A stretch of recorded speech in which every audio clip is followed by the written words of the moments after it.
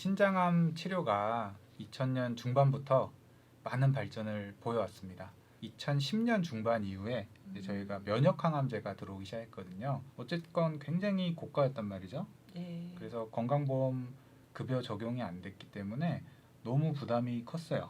그런 상황이었는데 다행히 이제 뭐 빠르다고 말할 수는 없지만 그래도 이제 급여화가 결정이 됐습니다.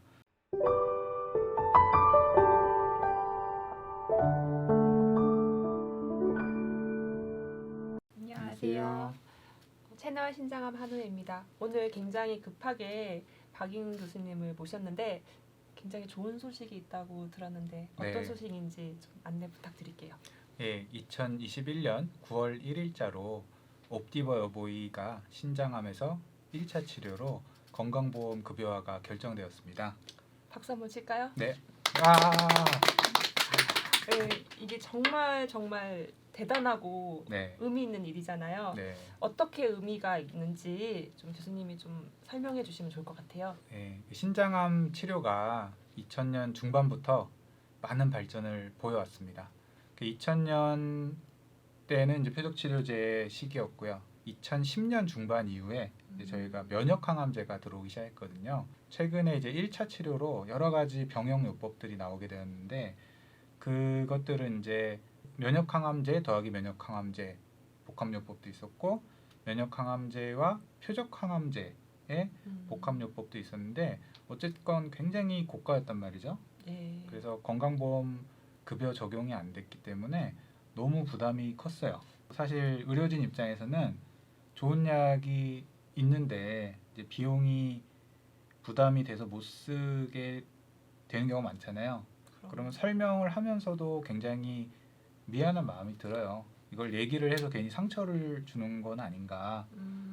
뭐 그렇다고 또 설명은 안 할 수 없는 처지거든요. 왜냐하면 뭐 옵션이 뭐가 있다는 걸 말씀드려야 되니까. 그런 상황이었는데 다행히 이제 뭐 빠르다고 말할 수는 없지만 그래도 이제 급여화가 결정이 됐습니다.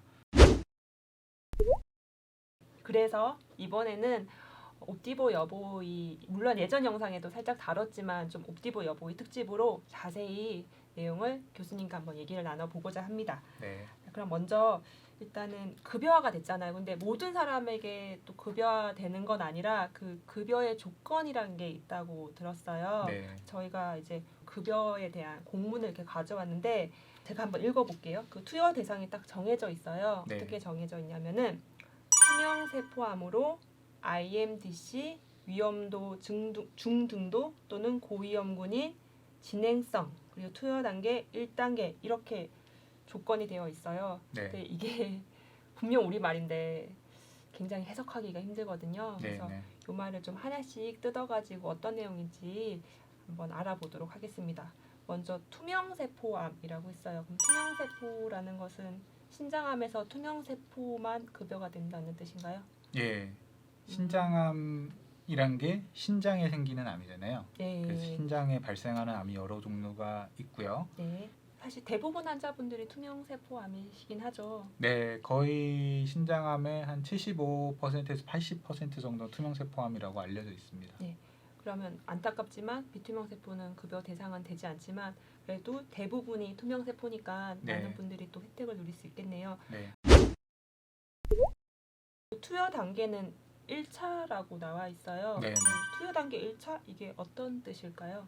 1차라는 거는 진행성 신장암을 진단받고 나서 사용하는 약제로 1차라는 말입니다. 네. 그러니까 뭐 전이성이거나 아니면은 전이가 없더라도 수술을 못하는 단계가 있거든요. 아, 막 혈전이 이렇게 차올라갔다던가 막 주변 이렇게 부절이 원발암이 너무 커서 음, 도저히 뭐 수술을 할 수가 없다.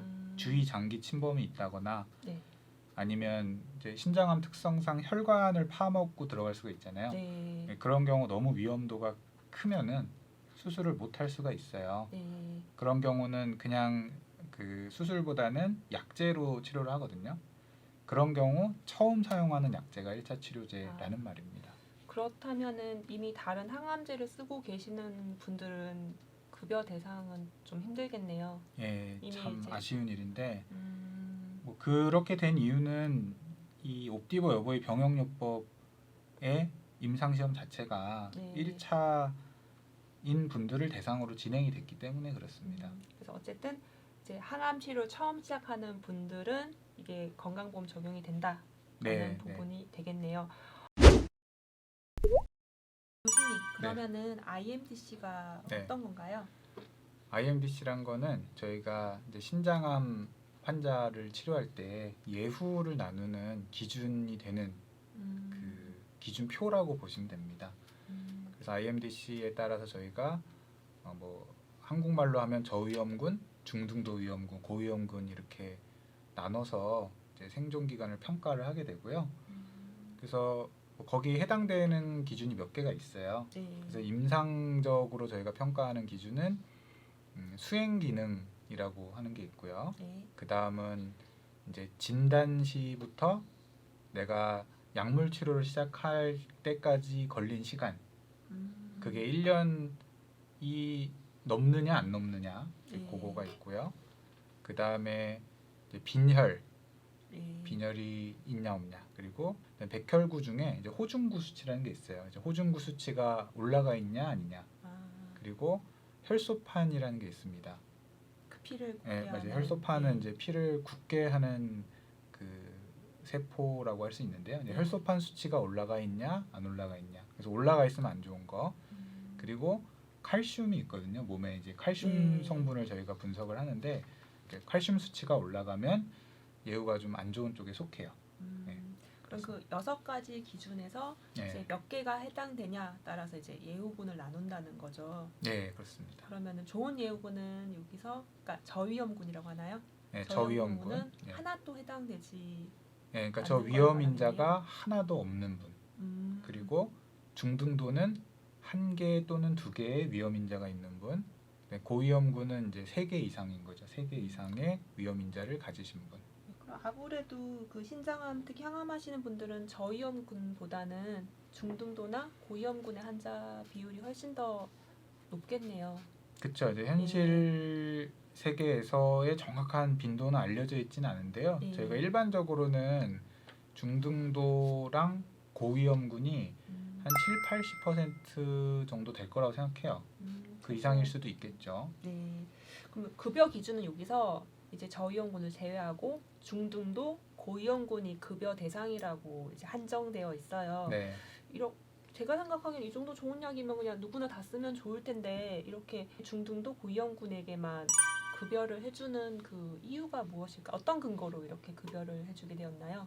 이거는 이제 이 옵디버 여보이가 네. 효과가 인정되게 된 임상 시험이 있어요. 체크메이트 214 연구라는 그 연구 제목입니다. 네. 연구 이름이고요. 그 연구의 1차 목표가 중등도 또는 고위험군 환자에서 수텐과 옵디버 여보를 비교한 거거든요. 네. 거기서 중등도 또는 고위험군에서는 옵디버 여보의 병역요법이 수텐보다 월등하게 좋았고요. 반면에 이제 저위험군에서는 네. 뭐 저희도 왜 그런지 정확하게 알지 못하지만 수텐이 더 좋았단 말이에요, 성적이. 네. 그러니까 임상 실험을 했더니 중등도 고위험군 환자분들은 옵디보 여보이가 효과가 더 뛰어났고 네네.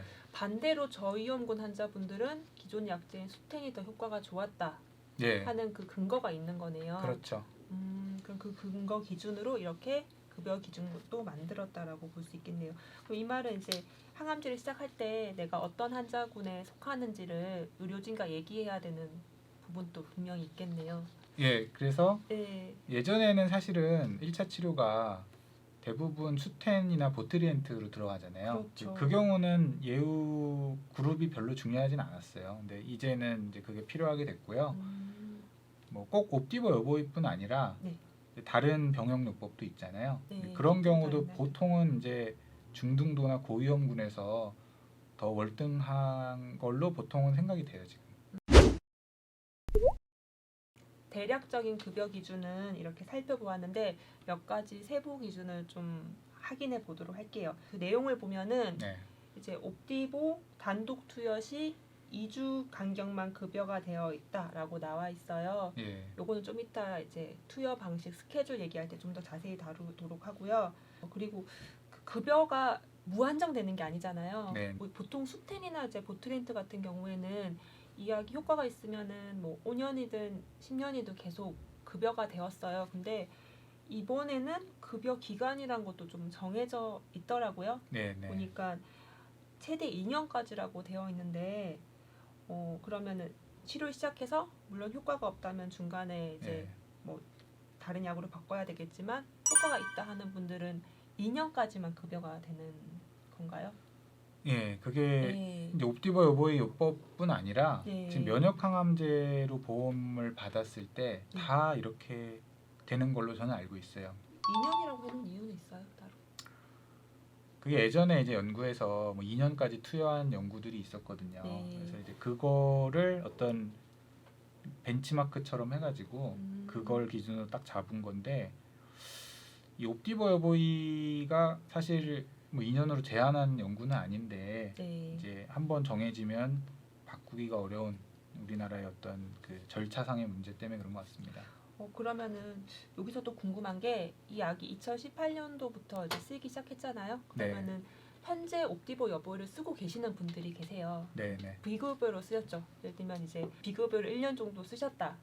그러면은 이번 9월 1일자부터 2년 동안 급여가 되는 건지 아니면은 처음 치료를 시작한 시점에서부터 비급여 기간 포함해서 전체를 이제 2년을 급여 기간을 해준다는 건지 여기에 대한 내용이 좀 정리가 필요할 것 같아요. 네, 저희도 되게 궁금하잖아요. 네. 저희도 이제 처방을 하고 있는 입장에서도 궁금해서 그렇죠. 네. 확인해 본 바에 의하면 이 9월 1일부터 2년이면 정말 좋겠지만 이 치료를 시작한 당시부터 2년까지라고 돼 있더라고요. 그럼 비급여로 썼던 기간도 그 2년 안에 포함된다는 얘기인 거죠? 그러니까 뭐 가령 1년 6개월 전에 시작을 하셨던 분들은 이제 급여를 적용받으시는 기회가 매우 짧을 수도 있다는 거예요. 그리고 이제 급여 기준 이렇게 좀 꼼꼼하게 되어 있는데 교수님께서 이제 임상적으로 또는 연구 자료나 논문 이런 걸 통해서 좀 상대적으로 옵디버 여보의 효과가 좋을 것 같다라고 좀 예상되는 그런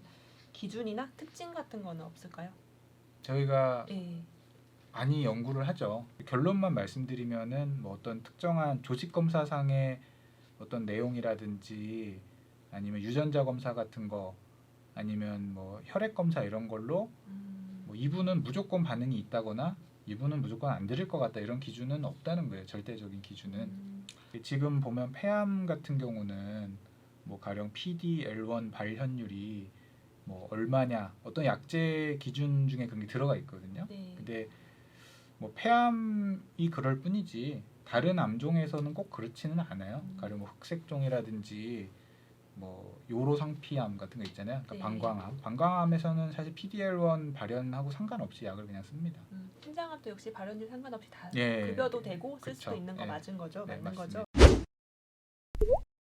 면역 항암제가 참 좋은 약인데 네네. 또 면역 항암제를 쓸 수 없는 이제 기저 질환을 가진 분들도 있다고 들었어요.